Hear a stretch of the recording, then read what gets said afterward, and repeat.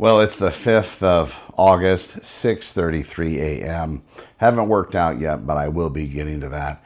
Part of the approach to this fasting protocol that I keep talking about, that was my saving grace back in the day, has to do with willpower. If you think that stopping eating is something that doesn't require willpower, unfortunately, you're mistaken. There are a lot of people out there that have talked about fasting, how it's easier than restricting calories.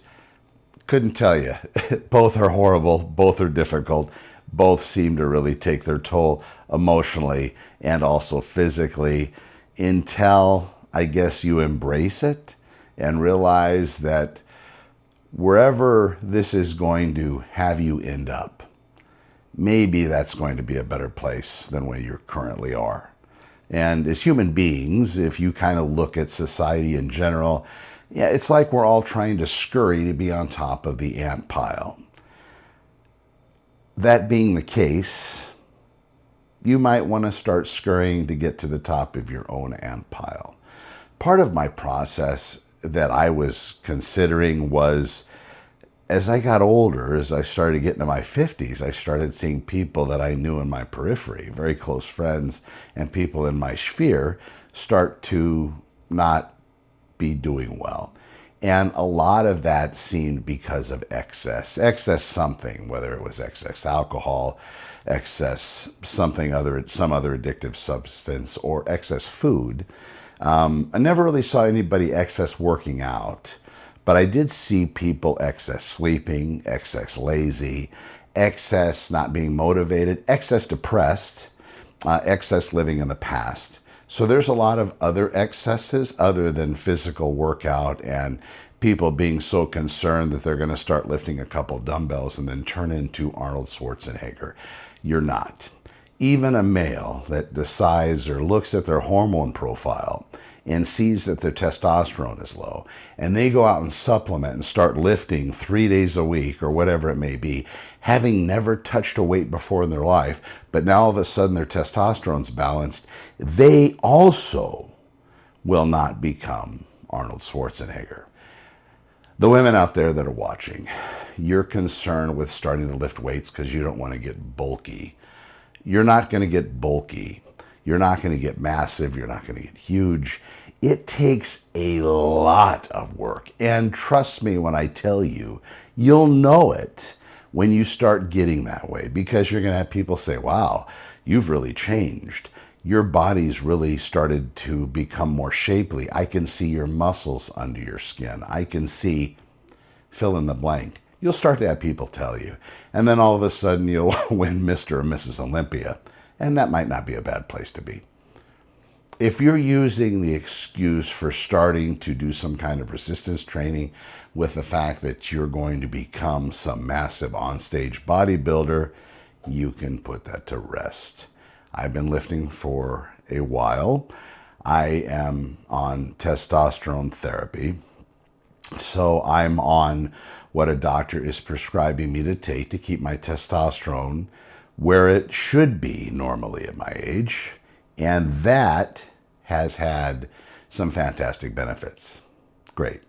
You need to check with a medical professional before you embark in that. But even with that, you're not going to become Arnold Schwarzenegger. Probably not. But here's what I suggest. That balance helped. You're going to be out there, maybe you've been fat for a long time and it's something that you've really wanted to fix.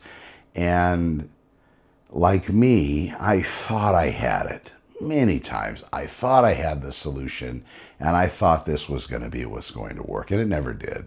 It wasn't until I coupled the fasting with everything, not eating for extended periods of time, and actually realizing that I would be okay not eating for a few days. It actually worked. Getting into that and then refeeding. Refeeding is something that I'll draw your attention to as well, if you're able to make it a day without eating. And that's what the doctor says to do and so on. These are my experiences.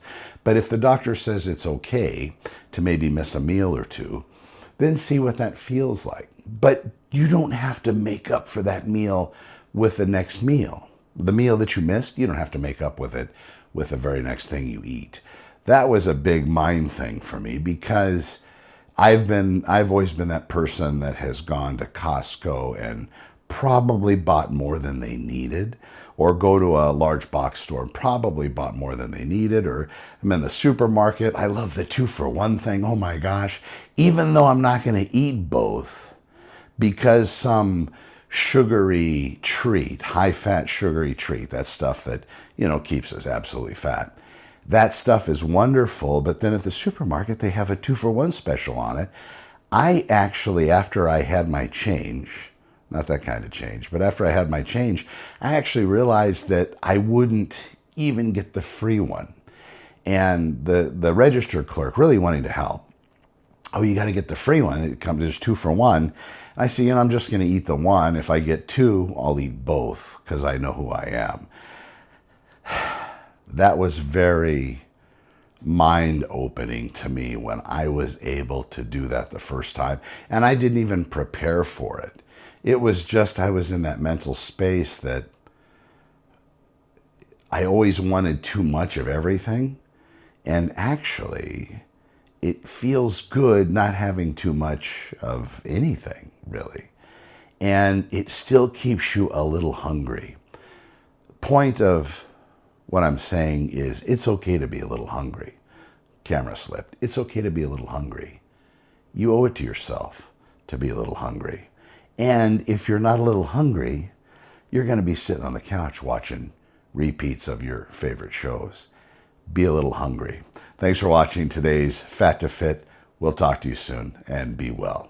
Please leave comments. I love to answer. I've started to do that more. We'll talk to you soon. Thanks for watching.